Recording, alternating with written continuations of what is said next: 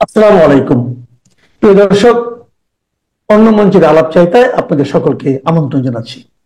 বাংলাদেশের রাজনীতিতে কার্যক্রম নিষিদ্ধ থাকা আওয়ামী লীগ আবারও প্রাসঙ্গিক হয়ে উঠছে। দেশে থাকা দলটির নেতাকর্মীদের মিছিল আর শোডাউন বাড়ছে। দলটির একাধিক সূত্র থেকে জানা গেছে, চলতি মাসেই দলটির পক্ষ থেকে বড় ধরনের শোডাউন করা হতে পারে। আবার আওয়ামী লীগকে নিষিদ্ধ করায় সরকারের উপর আন্তর্জাতিক চাপও বাড়ছে। ব্রিটিশ সংসদে বিষয়টির কড়া সমালোচনা করা হয়েছে। এ নিয়ে ব্রিটিশ সংসদ থেকে জাতিসংঘের কাছে চিঠিও পাঠানো হতে পারে। আওয়ামী লীগকে নিষিদ্ধ করার বিষয়টিকে ব্রিটিশ এমপিরা দেখছেন গণতন্ত্রের উপর নজিরবিহীন হামলা হিসেবে। এদিকে জাতিসংঘের বিশেষ দূত বাংলাদেশের অন্তর্বর্তী সরকার প্রধান উপদেষ্টার সাথে সাক্ষাৎ করে আওয়ামী লীগের নিষিদ্ধের বিষয়টি দ্রুত শুরু করার তাগিদ দিয়েছেন। সবশেষ জাতীয় পার্টির অফিসে সরকার সমর্থক একটি পক্ষ হামলা চালানোর পর বিষয়টি নিয়ে বিপাকে পড়েছে সরকার। পশ্চিমা বেশ কয়েকটি দেশ যারা বাংলাদেশের দাতা গোষ্ঠী বলে পরিচিত, তাদের পক্ষ থেকে সরকারের দ্বিচারিতা নিয়ে উদ্বেগ জানানো হয়েছে। সন্ত্রাস দমন আইনে আওয়ামী লীগকে নিষিদ্ধ করা হলেও যারা আসলে সন্ত্রাস করছে তাদেরকে সরকার প্রশ্রয় দিচ্ছে, এমন অভিযোগ উঠছে। বিস্তারিত জানতে চলুন যাওয়া যাক বিশ্লেষণে।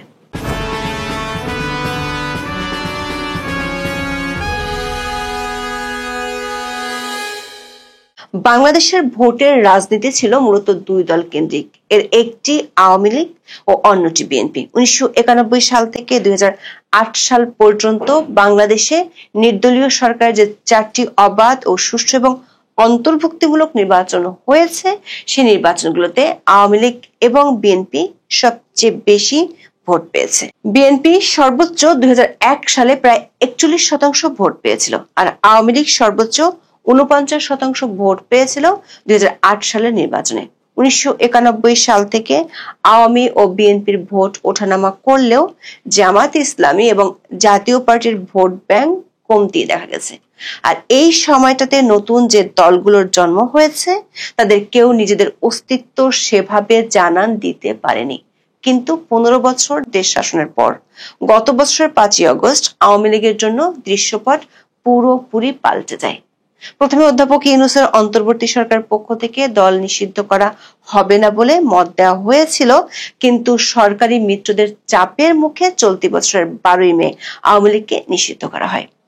আকস্মিক রাজনৈতিক সিদ্ধান্ত হলেও সরকার এর জন্য আইন সংশোধন করেছিল।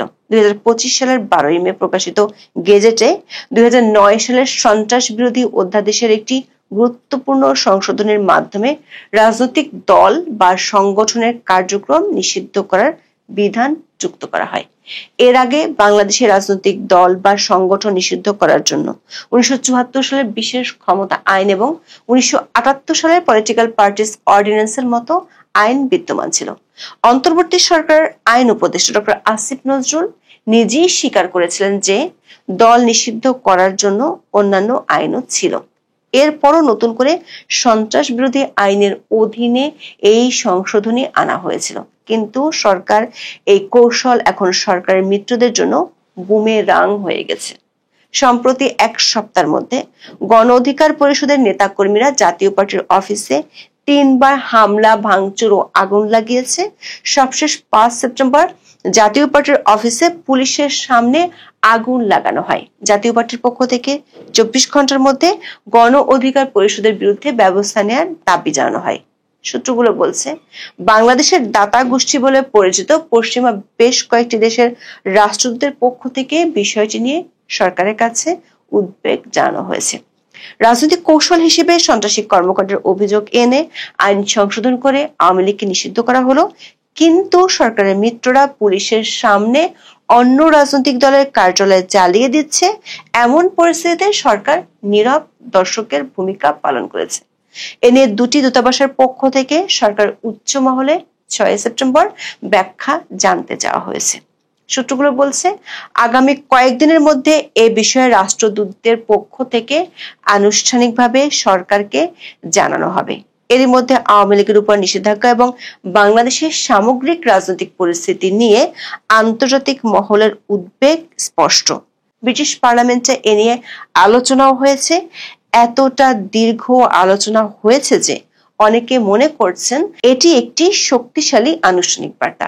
পার্লামেন্টের বিতর্কে একাধিক ব্রিটিশ এমপি বাংলাদেশের মানবাধিকার পরিস্থিতি, গণতন্ত্রের রীতিনীতি এবং রাজনৈতিক প্রতিপক্ষের বিরুদ্ধে সন্ত্রাস বিরোধী আইনের ব্যবহারের কঠোর সমালোচনা করেছেন। বিশেষ করে 2025 সালের মে মাসে আওয়ামী লীগের কার্যক্রম নিষিদ্ধ করার সিদ্ধান্তকে ব্রিটিশ এমপিরা গণতন্ত্রের উপর নজিরবিহীন হামলা হিসেবে আখ্যায়িত করেছেন। এই ধরনের মন্তব্য থেকে বোঝা যায় আন্তর্জাতিক সম্প্রদায় বাংলাদেশের অভ্যন্তরীণ ঘটনাগুলোকে শুধু পর্যবেক্ষণের মধ্যে সীমাবদ্ধ রাখছে না, বরং তাদের মূল্যায়নকে আনুষ্ঠানিকভাবে প্রকাশ করছে। ব্রিটিশ সরকার, বিশেষ করে foreign, Commonwealth and development office বা এফসিডিও, বাংলাদেশের রাজনৈতিক স্থিতিশীলতা ফিরিয়ে আনতে একটি নির্দিষ্ট সময়সীমার মধ্যে অবাধ, সুষ্ঠু ও অন্তর্ভুক্তিমূলক নির্বাচনের উপর গুরুত্ব দিয়েছে। ব্রিটিশ পার্লামেন্টের আলোচনায় বাংলাদেশ সরকারের উপর রাজনৈতিক দল নিষিদ্ধের ইস্যুটি নিয়ে চাপ প্রয়োগের জন্য আইসিসি এবং জাতিসংঘের বিশেষ প্রতিনিধিদের কাছে চিঠি পাঠানো নিয়ে আলোচনা হয়েছে। 4 সেপ্টেম্বর প্রধান উপদেষ্টা ডক্টর মোহাম্মদ ইউনূসের সঙ্গে সাক্ষাৎ করেছেন বাংলাদেশের জাতিসংঘের আবাসিক সমন্বয়ক গোয়েন লুইস। সেই সাক্ষাতে দল নিষিদ্ধ করা, জাতীয় পার্টির উপর সরকার সমর্থকদের হামলা এবং বাংলাদেশের মানবাধিকার পরিস্থিতির চরম অবনতিতে আন্তর্জাতিক মহলের উদ্বেগ যে বাড়ছে, সেটি জাতিসংঘের পক্ষ থেকে অধ্যাপক ইউনূসকে জানিয়ে দেওয়া হয়েছে। যদিও সরকারের পক্ষ থেকে বিবৃতি দিয়ে দাবি করা হয়েছে গোয়েন লুইস বাংলাদেশের ফেব্রুয়ারির নির্বাচনের পক্ষে থাকার কথা বলেছেন, তবে বাংলাদেশের জাতিসংঘ দপ্তরের সূত্রগুলো বলছে সব দলের অংশগ্রহণে নির্বাচন না হলে সেটি আন্তর্জাতিকভাবে যে গ্রহণযোগ্য হবে না তা অধ্যাপক ইউনূসকে জানিয়ে দিয়েছেন তার ঘনিষ্ঠ জন বলে পরিচিত গোয়েন লুইস। এর আগে জাতিসংঘের বিশেষ দূত টম অ্যান্ডারসও অধ্যাপক ইউনূসকে একই বার্তা দিয়ে গেছেন। দেশের বাইরের চাপের মধ্যে আওয়ামী লীগ ইস্যুতে দেশের ভেতরের পরিস্থিতি নিয়ে চিন্তিত অধ্যাপক ইউনূসের ঘনিষ্ঠ কয়েকজন উপদেষ্টা। 5 সেপ্টেম্বর রাজধানীর 3টি স্থানে আওয়ামী লীগ ও অঙ্গ সংগঠনগুলো মিছিল করেছে। ঢাকার বাইরে 2 জায়গায় মিছিল করেছে। সরকারের জন্য উদ্বেগের বিষয় হলো, আগে ঝটিকা মিছিল হতো, কিন্তু শুক্রবারের মিছিলগুলো ঝটিকা আর ছিল না। এমনকি পুলিশকে দেখে আগের মতো আওয়ামী লীগের নেতাকর্মীরা দৌড়ে পালায়নি। সরকারের কয়েকজন উপদেষ্টা এ নিয়ে মন্ত্রীপাড়ায় 5 সেপ্টেম্বর বৈঠকও করেছেন। সরকারের কাছে জমা পড়া গোয়েন্দা রিপোর্ট অনুযায়ী আওয়ামী লীগের মিছিলের বহর আরো বাড়বে। এরই মধ্যে বেশ কয়েকবার বড় আকারে ধরপাকড় করেও দলটির নেতাকর্মীদের দমাতে পারছে না সরকার।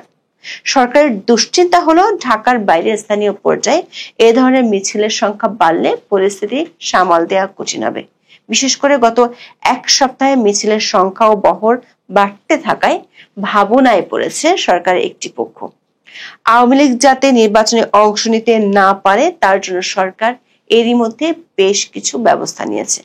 আরো 1 দফা আইসিটি আইনে সংশোধনী আনা হয়েছে। চার্জশিটে নাম আসলেই প্রার্থী হওয়ার জন্য অযোগ্য হয়ে যাবে এমন নজিরবিহীন ধারাও সংযোজন করা হয়েছে। গণপ্রতিনিধিত্ব আদেশ সংশোধন করা হচ্ছে। অনলাইনে যাতে নমিনেশন জমা দিতে না পারে সে ব্যবস্থাও নেওয়া হচ্ছে। কিন্তু সরকার এসব উদ্যোগ সত্ত্বেও আওয়ামী লীগের সাংগঠনিক তৎপরতা বাড়ছে। বিশেষ করে দলটির প্রথম সারির কোনো নেতাই দেশে নেই, দ্বিতীয় সারির বহু নেতাও পলাতক। তারপরও মিছিল ও সাংগঠনিক তৎপরতা বাড়ছে। আওয়ামী লীগের একাধিক সূত্র বলছে, আওয়ামী লীগের নীতি নির্ধারণী কার্যক্রম মূলত ভারত থেকে পরিচালিত হচ্ছে। দলটি আন্তর্জাতিক যোগাযোগ এরই মধ্যে বাড়িয়েছে, আইনি ফার্ম নিয়োগ দিয়েছে। লন্ডনের ডাউটি স্ট্রিট এরই মধ্যে জাতিসংঘের কয়েকটি সংস্থার কাছে চিঠি দিয়েছে। এখন সংগঠনটি দেশের অভ্যন্তরে তাদের সাংগঠনিক শক্তি ও তৎপরতার শোডাউন করতে চায়। জাতীয় পার্টির উপর হামলার ইস্যুকে কেন্দ্র করে দলটির তৎপরতা বাড়লে সেটি আন্তর্জাতিক পক্ষগুলোর সমর্থন আদায়ে সহজ হবে। বাংলাদেশের রাজনীতি এখন এক গুরুত্বপূর্ণ সন্ধিক্ষণে দাঁড়িয়ে। আওয়ামী লীগের বর্তমান অবস্থান একটি জটিল ধাঁধার মতো, যেখানে আইন, তৃণমূলের প্রতিরোধ, সরকারের দীর্ঘ কৌশল এবং আন্তর্জাতিক চাপ সবই একসঙ্গে কাজ করছে। আওয়ামী লীগের উপর নিষেধাজ্ঞা, তাদের প্রতীক স্থগিত এবং নেতাদের বিরুদ্ধে মামলা সত্ত্বেও দলটি রাজপথে নিজেদের উপস্থিতি জানান দিচ্ছে। সরকারের কৌশল এবং আরপিও সংশোধনী সহ নানা উদ্যোগ আওয়ামী লীগকে নির্বাচন থেকে দূরে রাখার একটি স্পষ্ট প্রচেষ্টা। কিন্তু দলটির সমর্থকদের তৎপরতা এবং আন্তর্জাতিক ভূ রাজনৈতিক সমীকরণগুলো আওয়ামী লীগের অনুকূলে আসতে শুরু করেছে বলে মনে করছেন বিশ্লেষকেরা। আন্তর্জাতিক মহল, বিশেষত ব্রিটিশ পার্লামেন্ট এবং জাতিসংঘ বাংলাদেশের গণতন্ত্র ও মানবাধিকার নিয়ে উদ্বেগ প্রকাশ করছে। এটা স্পষ্ট, বাংলাদেশের ভবিষ্যৎ এখন একটি অনিশ্চিত এবং উত্তপ্ত পরিস্থিতির দিকে এগোচ্ছে। এটি এমন একটি দাবা খেলার মতো যেখানে প্রতিটি চাল এবং পাল্টা চাল পরিস্থিতিকে আরো জটিল করে তুলছে এবং বোর্ডের চিত্র দ্রুত পরিবর্তিত। বাংলাদেশে ইউনূস সরকার নিয়ে আন্তর্জাতিক অঙ্গনে উচ্ছ্বাসের বাণে ভাটা লেগেছে। এক বছর আগেও প্রশংসায় পঞ্চমুখ প্রভাবশালী আন্তর্জাতিক সংবাদ মাধ্যমে এখন উঠে আসছে উদ্বেগ। সবশেষ জাপানের প্রাচীন এবং প্রভাবশালী পত্রিকা দ্য জাপান টাইমসে প্রকাশিত এক নিবন্ধে বাংলাদেশকে তুলনা করা হয়েছে দক্ষিণ এশিয়ার টাইম বোমা হিসেবে। বলা হয়েছে শেখ হাসিনার পতন বাংলাদেশকে ঠেলে দিচ্ছে পাকিস্তান ধাঁচের অরাজকতার দিকে। জাপান টাইমসে প্রকাশিত নিবন্ধটি মূলত তৈরি করেছে প্রজেক্ট সিন্ডিকেট নামের একটি সংস্থা। আন্তর্জাতিক অলাভজনক এই সংবাদ মাধ্যম সংস্থাটি বৈশ্বিক বিভিন্ন বিষয়ে বিশ্লেষণ ও মন্তব্য প্রতিবেদন তৈরি করে। বাংলাদেশ নিয়ে প্রায় এক মাস আগে তাদের তৈরি করা প্রতিবেদনটি জাপান টাইমস ছাড়াও কয়েকটি বিদেশি সংবাদ মাধ্যমে প্রকাশিত হয়েছে। ফলে দেশের জন্য তৈরি হয়েছে এক অশনি সংকেত। গত এক মাসে আরো কয়েকটি প্রভাবশালী মিডিয়াতেও ইউনূস সরকার নিয়ে মোহভঙ্গের প্রতিবেদন ছাপা হয়েছে। এতে প্রশ্ন উঠছে, দেশে বিদেশে অধ্যাপক ইউনূসের শক্তিশালী পিআর নেটওয়ার্ক কি ব্যর্থ হচ্ছে, নাকি সত্যি ভয়াবহ বিপর্যয়ের মুখোমুখি বাংলাদেশ, যা থেকে আর মুখ ফিরিয়ে রাখতে পারছে না আন্তর্জাতিক সম্প্রদায়? চলুন যাওয়া যাক বিশ্লেষণে।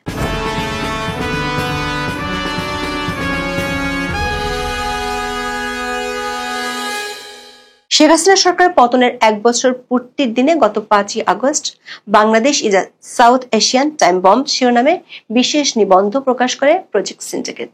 বাংলায় এই শিরোনামের অর্থ বাংলাদেশ দক্ষিণ এশিয়ার এক টাইম বোমা।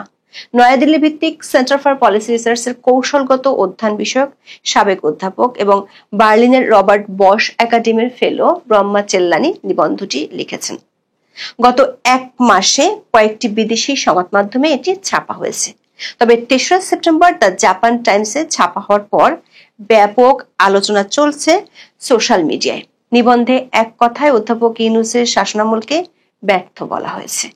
এটি নতুন কোনো কথা নয়। গত এক বছরে একটি ব্যর্থ সরকারের কারণে মানুষের জীবন কতটা দুর্বিষহ হয়ে উঠতে পারে সেটা বাংলাদেশের মানুষ হাড়ে হাড়ে টের পেয়েছে। প্রজেক্ট সিন্ডিকেটের লেখায় যে বিষয়টি বিশেষভাবে চিন্তার বলে মন্তব্য করা হয়েছে সেটি হলো বাংলাদেশে ইউনূস প্রশাসনের বদোন্নতায় ধর্মীয় উগ্রপন্থার ব্যাপক বিস্তার ঘটছে, যার কারণে আঞ্চলিক নিরাপত্তা নিয়ে উদ্বেগ তৈরি হয়েছে। বাংলাদেশে কি হচ্ছে সেটি আশেপাশের দেশগুলোর জন্য খুব বেশি গুরুত্বপূর্ণ না, যদি না সেটি আঞ্চলিক ভূ রাজনীতির জন্য মাথা ব্যথার কারণ না হয়ে দাঁড়ায়।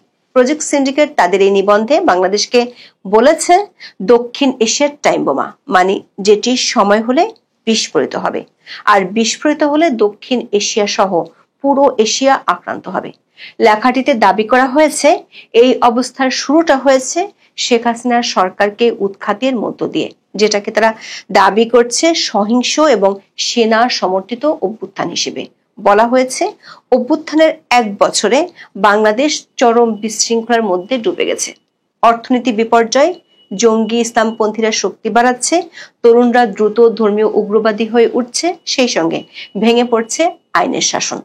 ধর্মীয় ও জাতিগত সংখ্যালঘুরা নিপীড়নের শিকার হচ্ছেন। বাংলাদেশের ভবিষ্যৎ কখনো এত অন্ধকারাচ্ছন্ন অবস্থায় পড়েনি। দর্শক, প্রজেক্ট সিন্ডিকেটের নিবন্ধটি জাপান টাইমসে প্রকাশের 2 দিনের মধ্যে বাংলাদেশে নজিরবিহীন উগ্রপন্থার আরেকটি দৃশ্য দেখা গেল। রাজবাড়ীর গোয়ালান্দে 5ই সেপ্টেম্বর একটি দরবার শরীফে হামলা করে গুড়িয়ে দেওয়া হয়। সেই সঙ্গে কবর থেকে নুরাল পাগলা নামে পরিচিত এক পীরের মরদেহ তুলে জ্বালিয়ে দেয় তৌহিদি জনতা। মাত্র কয়েকদিন আগে মাজার দরগার হামলার বিরুদ্ধে কড়া হুঁশিয়ারি দিয়েছিল সরকার। তবে আগের প্রতিটি হামলার মতো এবারও ঘটনার সময় নিশ্চুপ ছিল প্রশাসন। উগ্রবাদের এমন চরম বিস্তারের জন্য অন্তর্বর্তী সরকারের মদতকেই দায়ী করা হয়েছে প্রজেক্ট সিন্ডিকেটের নিবন্ধে। শেখ হাসিনা সরকারের পতনের জন্য সেনাবাহিনীকেও সরাসরি দায়ী করা হয়েছে। নিবন্ধে বলা হয়, অনেকে আশা করেছিলেন শেখ হাসিনার পতন আয়রন লেডের একনায়কতান্ত্রিক প্রবণতা থেকে বের হয়ে গণতন্ত্রের পথে অগ্রযাত্রার সুযোগ এনে দেবে। ছাত্র নেতৃত্বাধীন আন্দোলনে শেখ হাসিনার পতনের দাবিও তারা করেছিলেন। তবে এর মাধ্যমে মূল ভূমিকায় থাকা ক্ষমতাধর সেনাবাহিনীকে আড়াল করা হয়েছে। একইভাবে ইসলামপন্থী শক্তিগুলো ছাত্র আন্দোলনের সময় বল প্রয়োগের কৌশল নিয়েছিল। শেখ হাসিনার পতনের পর ক্ষমতায় আসা অধ্যাপক ইউনূসের মিথ্যা প্রতিশ্রুতির কঠোর সমালোচনা করা হয় নিবন্ধে। এমনকি তার নোবেল পুরস্কার নিয়েও তোলা হয়েছে গুরুতর প্রশ্ন। বলা হয়, নোবেল কমিটির পুরস্কারটি ছিল মূলত ভূ রাজনৈতিক সংকেতের বহিঃপ্রকাশ। গ্রামীণ ব্যাংকের প্রকৃত প্রভাবের চেয়ে অন্য হিসাব নিকাশ সেখানে কাজ করেছে। নোবেল কমিটি ডক্টর ইউনূসকে ইসলাম ও পশ্চিমাদের মধ্যে প্রতীকী সেতু বন্ধ হিসেবে উপস্থাপন করতে চেয়েছে। এমনকি নোবেল দেওয়ার পেছনে আমেরিকান সাবেক প্রেসিডেন্ট বিল ক্লিন্টনের তদবিরও ভূমিকা রেখেছিল। অন্তর্বর্তী সরকার 1 বছরে ব্যাপক মানবাধিকার লঙ্ঘন ও দমন নীতির অভিযোগ করা হয় নিবন্ধে। বলা হয়, শেখ হাসিনার সমর্থক হিসেবে চিহ্নিত আইনজীবী, শিক্ষাবিদ, সাংবাদিক, শিল্পী ও বিরোধী নেতাদের গণহারে কারাগারে পাঠানো হচ্ছে। সাংবাদিকদের আন্তর্জাতিক সংগঠনগুলো সাংবাদিকদের উপর হামলা নিয়ে উদ্বেগ জানাচ্ছে। অনেককে হত্যার মতো ভুয়া অভিযোগে অভিযুক্ত করা হচ্ছে। বিচার বহির্ভূত হত্যা ও হেফাজতে নির্যাতনের খবর প্রতিদিনের স্বাভাবিক সংবাদে পরিণত হয়েছে। ইউনূস সরকারের সময় সবচেয়ে ভয়াবহ দিক হিসেবে জঙ্গি ইসলামপন্থীদের পুনর্বাসনকে তুলে ধরা হয় নিবন্ধে। প্রজেক্ট সিন্ডিকেট বলছে, অধ্যাপক ইউনূসের অন্তর্বর্তী সরকার হলো সামরিক ও ধর্মীয় জোট সরকার। তারা শুরুতেই জঙ্গি গোষ্ঠীগুলোর উপর থেকে নিষেধাজ্ঞা তুলে নেয়, বহু জঙ্গিকে মুক্ত করে দিয়েছে। বাংলাদেশে কারা অধিদপ্তরের হিসেব মতে এখনো ফাঁসির দণ্ডপ্রাপ্ত 9 জন সহ 79 জঙ্গি পলাতক আছে। 350 জঙ্গিকে জামিন দেওয়া হয়েছে। প্রজেক্ট সিন্ডিকেট গুরুতর একটি অভিযোগ এনেছে।